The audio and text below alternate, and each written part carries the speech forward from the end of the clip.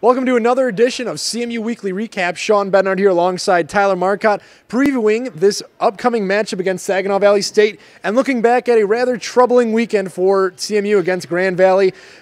Tyler, we had a great start to the weekend, coming out on fire. Nolan LeClaire coming out, Kyle Hyde coming out, scoring goals, getting us up 2-0 with 2 minutes into the game.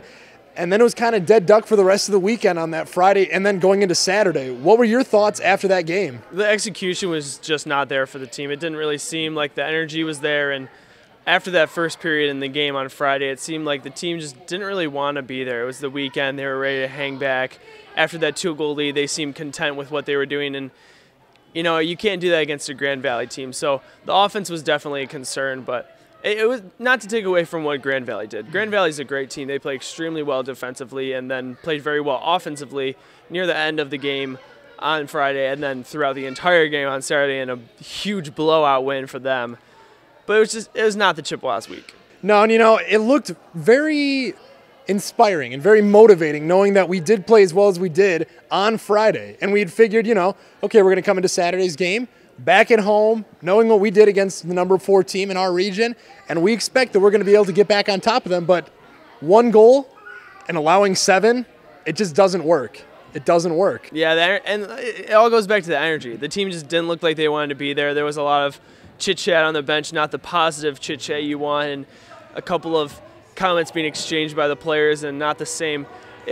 From the players, they said it just wasn't our day. You know, we just had one of those days where you came to the rink and it was just like, oh, we got a game today. There wasn't that fire. So hopefully that fire will come back as we play Saginaw this weekend. And we can't be too surprised that the fire was gone. I mean, I'm not trying to discredit the Chippewas and I'm not trying to discredit Grand Valley, but this Chippewa team, they played almost 10 games, maybe even 10, during the entire month of November. That's 2 games a weekend, every weekend, and then 3 on Thanksgiving weekend when a lot of teams had it off.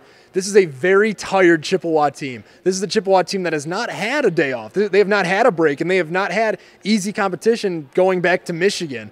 I mean, they've had to go up against a Calvin team that was number 2 in the country at one time, Oakland team that's going to stay number 1 possibly through the rest of the couple of months here in the regular season, and then against a Grand Valley team that easily is one of the top 10, maybe even top 5 teams in the country. Now we kind of get a little bit more of a break going forward with Saginaw Valley State, but this is still a very Chippewa-like team, physical, fast, and knows how to score. Yeah, and we've already played them twice this year, played them at the very beginning of the season, but it's so hard when there's been so much hockey played between those two games, and now it's hard to determine what kind of team this is. So we know what they looked like in the Great Lakes Invitational. We saw them play against State before us on that Sunday game against Eastern, and I don't think they're too much of a different team. They've been riddled with injuries, which is definitely going to change a lot of what they do as a unit.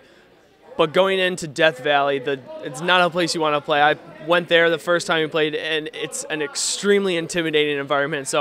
But the boys love playing there. They said it's one of the best places to play. And it's going to be a very exciting game. Saginaw Bay Ice Arena, nothing new for the Chippewas. They've had to go there a couple times, like we said already this season. They packed the house. I think you said there was close to 1,000 people last time you were there. It gets loud in there, and it can be a dangerous environment if you get down. But injuries are not only prone to the Cardinals right now, as we got word from Coach this week.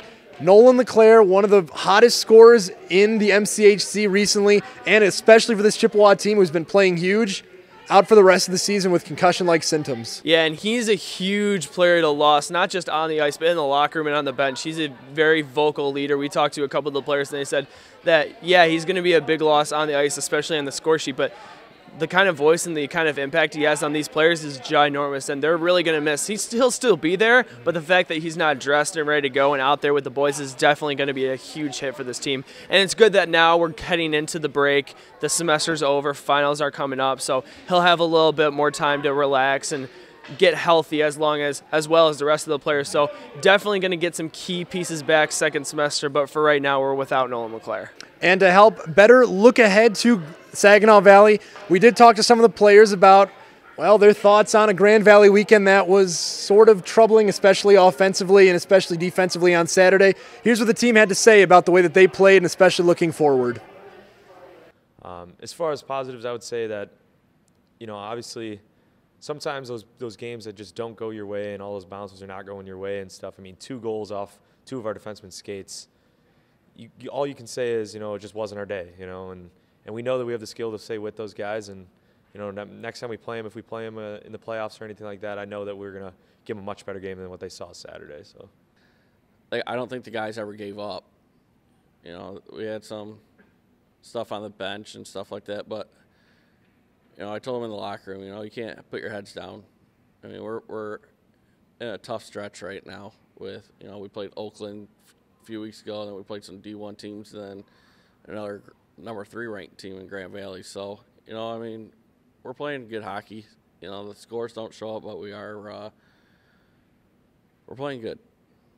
So this is the last series of the semester for a Chippewa team that, like we said, has had to play a lot of games in a short amount of time. But the break will be coming up after a tough series against Saginaw Valley State. Then we look forward to January. We look ahead to Aquinas. We look ahead to U of M Flint. And we look ahead to hopefully a Chippewa team getting key pieces back like Ryan Tyler and Justice Bigelow from various suspensions. And hopefully seeing them coming out of the semester fired up, ready to go, and ready to give the MCHC all that they got before the playoffs in February. Yeah, we're going to get a lot of key pieces back this second semester. Maybe Colin Vanderweel is going to get back on the ice after he's been nursing that knee for what seems like most of the season, and hopefully we'll have Nolan LeClaire back with his healthy concussion. Hopefully we'll have all of those, like you said, Tyre will be back, Biggs will be back for this weekend. So hopefully a healthy Chippewa team heading into the second semester, in which a push is very much needed to get into that top 2 spot to qualify for nationals. So looking ahead against Saginaw Valley State, both games at 9 o'clock. Tyler and I will be on the call all weekend on chipshockeycast.com. Pre-game, 8:55 both of those nights. And of course, like we said, catch us on chipshockeycast.com. Keep up with CMU hockey all the time at our website, cmishhockey.com. So for Tyler Marcotte, I'm Sean Bednard. This is our last weekly recap of the semester, so we'll see you in January. And as always, fire up chips.